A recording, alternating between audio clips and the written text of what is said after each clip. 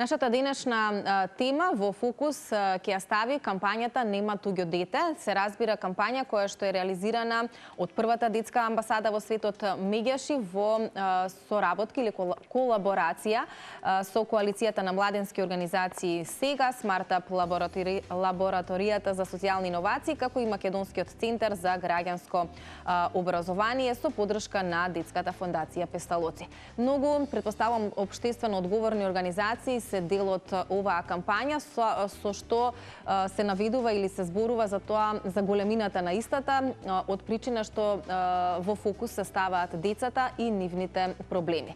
Но кога се децата во прашање, се разбира дека засегнати се најмногу и родителите. Малку повеќе или подетално за оваа кампања, која што особено вели дека има за цел да потсети дека секое дете е нечие дете и дека навистина нема туѓо дете кога станува збор за заштитата, за поддршката и за љубовта. Вклучени се 50 училишта на ниво на целата Македонија, па еве ќе имаме можност утрово со господинот Жарко Змијанац, кој што е оперативен директор во Мегјаши, првата детска амбасада во светот, малку повеќе да позборуваме за оваа кампања, која што впрочем се однесува за училишната средина, но претпоставувам дека и во текот на овој летен период, кога училишниот или образовниот процес, училишната година е завршена, сепак ќе продолжат активностите, затоа што проблемите на децата не се решаваат нели со завршување на училишната година. Жарко, добро утро, добре ни дојдовте. Добро утро, ви благодарам за поканата и можноста да поразговараме повеќе за кампањата и воопшто за активностите и проектот. Да. Така. Да, убаво. Кога слободно? Убаво кажавте, значи завршува учебната година, меѓутоа предизвиците со кои се соочуваат децата не завршуваат само тука, нели? Предизвиците се постојани и квалитетот на комуникација и изградената доверба на родителите од огромно значење во поддршка на своите деца, дали во училишна година или вон училишна година.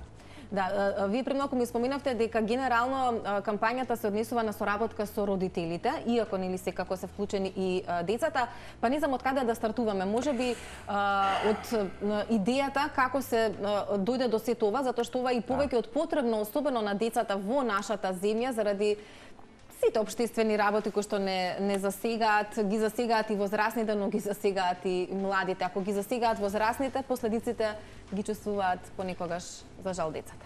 Така, значи, ајде да започнеме прво од целта на проектот, па ќе стигнеме до кампањата и идејата за самата кампања.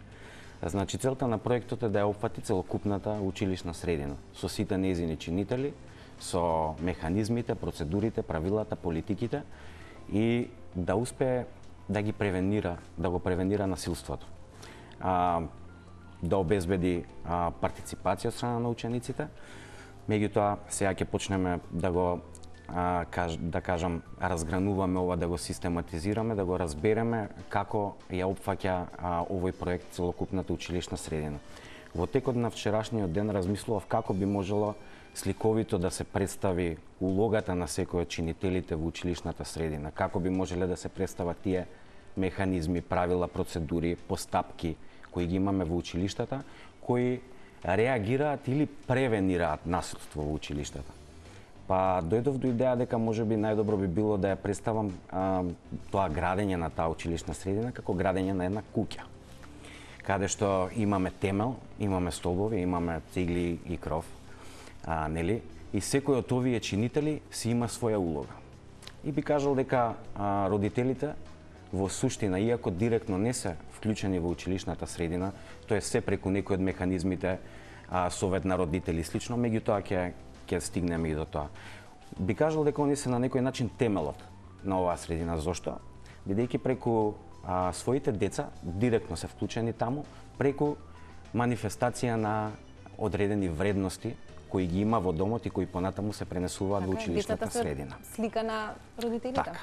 Така, па од таа причина размислував можеби дека темелот би било најсоодветно нешто кое ги ја представува улогата на родителите.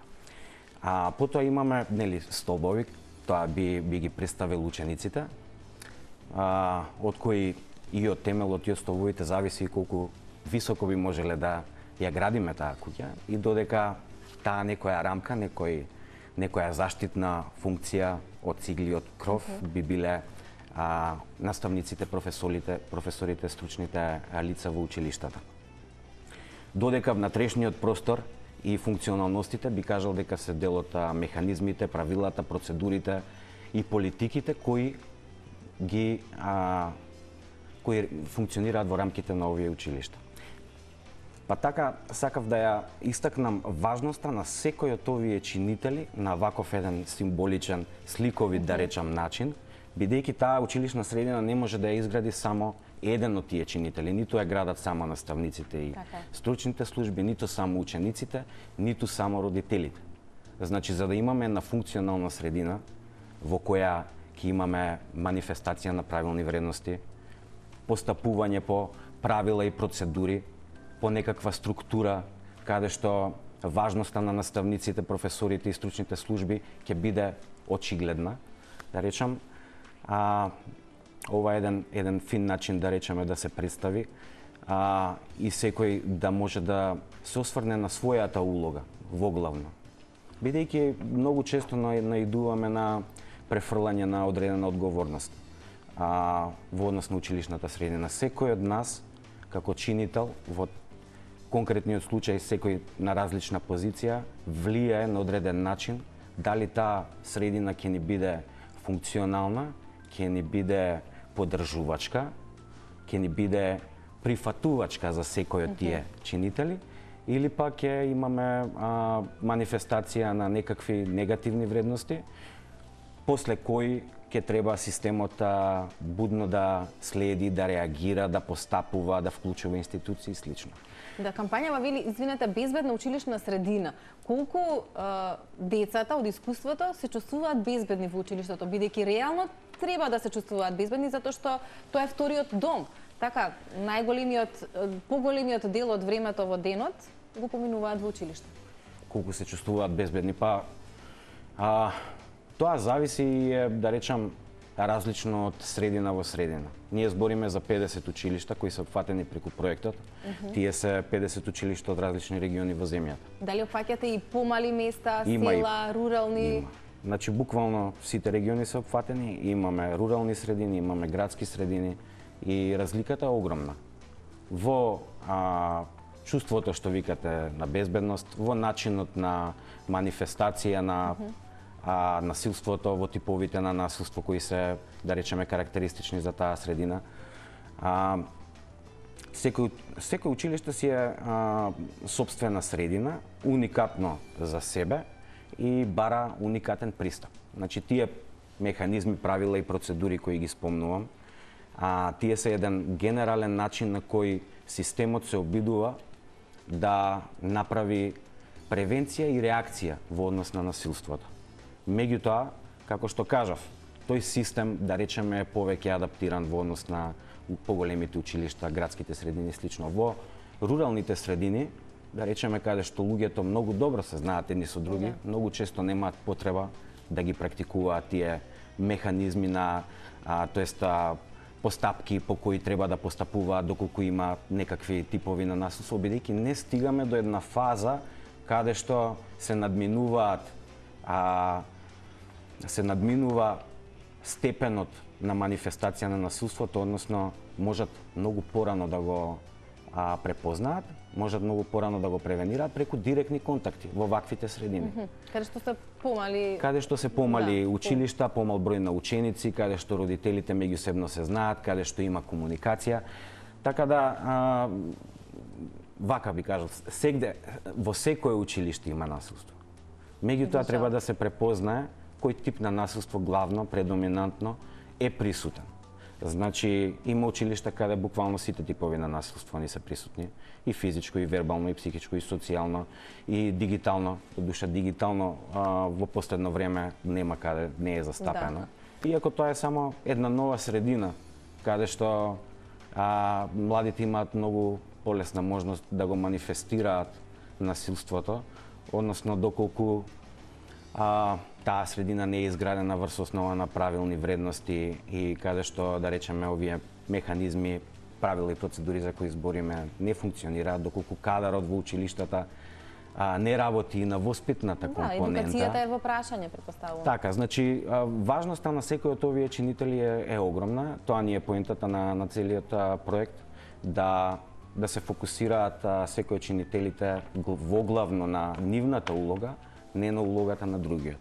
Бидејќи многу често доаѓаме во ситуации каде што родителите не ја препознаваат важноста на својата улога, туку ја препознаваат важноста на улогата на наставниците, професорите и стручните служби. И очекуваат дека тие треба да го воведат тој начин на манифестирање на правилни вредности, ред во училиштето и слично, додека обратно се случува од страна на наставниците и на стручните служби, очекуваат дека родителите во домот се градат тие правила, вредности по кои децата доаѓаат во училиштето и треба тие да ги продуцираат во таа средина. Затоа го рековте дека тој еден круг или куќа со темели, со кров и така натаму, значи буквално сите се под еднаква клучна алка за да системот функционира онака како што треба. Но ги напоминавте и ги споминавте родителите во неколку наврати. Имате ли соработка со какви родители се среќавате, затоа што во ова денешно време и нели како што и со децата е понекогаш тешко да се соработува, попредизвикувачки би рекла, претпоставувам дека и со родителите е нешто слично, но тие се исто така клучен дел во оваа кампања. Секако во надминување на предизвиците во училиште, да речеме главна улога има комуникацијата, односно соработката на родителите со стручните служби и со наставниците. Многу често, за жал, имаме примери каде што родители немаат изградена доверба со своите деца, не се свесни за предизвиците кои нивните деца ги поминуваат, во кои се во училишната средина, не се информирани за тоа од страна на децата и при тоа доколку немаат соодветна комуникација со наставниците и професорите, од каде што би можеле да извлечат, да речеме, некаква информација во однос на тоа како нивното дете постапува во училишната средина, дали се соочува со одреден тип на предизвици и проблеми. Во тој случај ќе имаме ситуација каде што детето не ја пренело информацијата до родителот, каде што наставникот нема можност да се сретне со родителот и да му пренесе за постапките и предизвиците со кои се соочува според него детето на родителот. И при тоа стигаме до ситуација каде што децата се на некој начин изолирани, на некој начин има чувство на неприфаќање во домашната средина, во училишната средина се чувствуваат отфрлено и при тоа може да дојдат до соочување со одредени психолошки предизвици, чувство на депресивност, анксиозност и така натаму. Па дури во неколку наврати се напоменува дека што е загрижувачки дека има пораст на случаи кои што се поврзани со самоубиствени мисли и обиди кај младите. Да, за жал во последните 2 години нашиот сервис за психосоцијална поддршка на децата ги забележува овие за Ало Бушавко. За Ало Бушавко, така. Тоа е линија за деца и млади. Претходно беше позната како SOS телефон за деца и млади. Телефонскиот број е 070390632. На оваа линија работат 4 психолози, гешталт терапевти, магистри и така натаму. Во поддршка на линијата секако и целиот тим на првата детска амбасада Мегеши. Значи, забележани се зголемени јавувања поврзани со менталното здравје. Ова е од пред 2 години, да кажам, некоја промена која ја забележавме. Претходно воглавно се јавува, да речеме, за случаи поврзани со сиромаштија, со насилство и друг тип на предизвици, меѓутоа се забележуваме промена. На што сметате дека се должи тоа? Може би децата се малку повеќе охрабрени или реално... Па не би рекол охрабрени. Охрабрени да се јават и да го споделат тоа, или реално тоа е ситуацијата која што живееме и за жал и други луѓе, односно деца и млади, се соочуваат со такво нешто? Да, може би го имаат препознаено сервисот како релевантен чинител во општеството, како можност каде што може да наидат на поддршка и разбирање. За жал, веројатно голем број од тие деца кои се јавиле не наишле на поддршка и разбирање во домот. Може би немаат родители со кои имаат изградена доверба каде што може да се обратат за проблемите и предизвиците со кои се соочуваат. Може немаат наставници, професори, стручни служби во училиштата со кои може отворено да поразговараат во однос на предизвиците кои ги имаат. Може немаат врсници со кои имаат изградено разбирање и пријателство за да може да разговараат на таа тема, и тука е многу важна улогата на овој телефон, каде што може да се јават слободно и анонимно да поразговараат за секаков тип на предизвици со кои се соочуваат. Што потоа, еве, кога ќе го споделат проблемот, видите работат стручни лица, терапевти, психолози, што е понатака процедурата? Па, во зависност од тежината, би рекол, на проблемот за кој што се јавуваат. Значи, овие стручни лица прават една анализа на проблемот, по одреден систем ги внесуваат податоците за карактеристиките на проблемот и доколку има сериозни нарушувања на правата, тогаш реагираме до соодветните институции. Да. Жарко, кампањата започна неодамна, иако велите плановите за настанување на истата се исто така од поодамна, од претходната година. Сепак училишната, односно школската година заврши, но активностите ваши не завршуваат. Што е следно, што можеме вака да најавиме, можеби ќе се случува ли нешто летниот период кога децата се на распуст? Да, во рамките на првата детска амбасада имаме повеќе кампањи, во рамките на овој проект имаме и друга кампања наменета конкретно за учениците, која во летниот период нема да има некои посериозни активности, меѓутоа да, оваа кампања, да речеме, поврзана со родителите, нема туѓо дете, ќе биде активна и во текот на месец јуни, како што кажавте, завршува учебната година, меѓутоа одговорностите на родителите продолжуваат. Може би само се менува, нели, може би приоритетот, ако претходно било училиштето, училишната средина, сега се некој друг тип на предизвици со кои се соочуваат децата по-актуелни. Со кампањата во главно ни беше да се стави акцентот на важноста на родителите во превенцијата на насилството, како што кажав.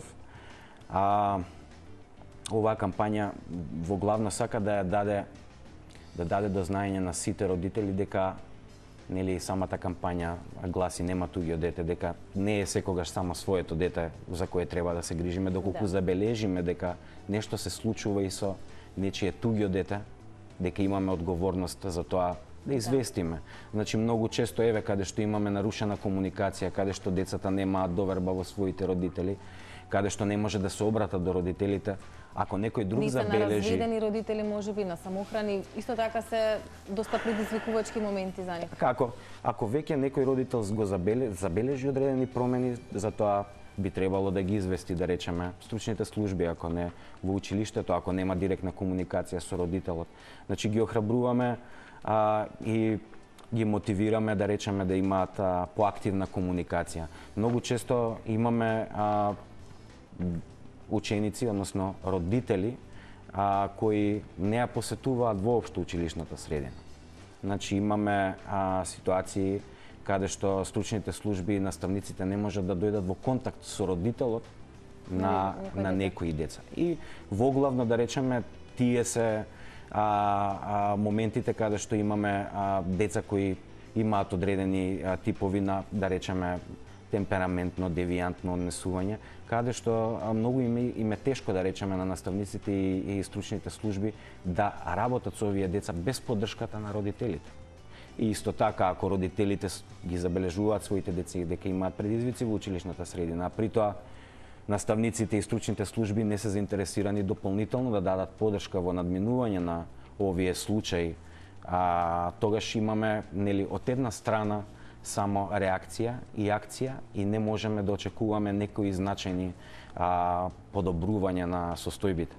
И од таа причина сакав и на таков сликовит начин да ја укажам важноста на секој од тие чинители за да ја имаме таа безбедна училишна средина за која се стремиме.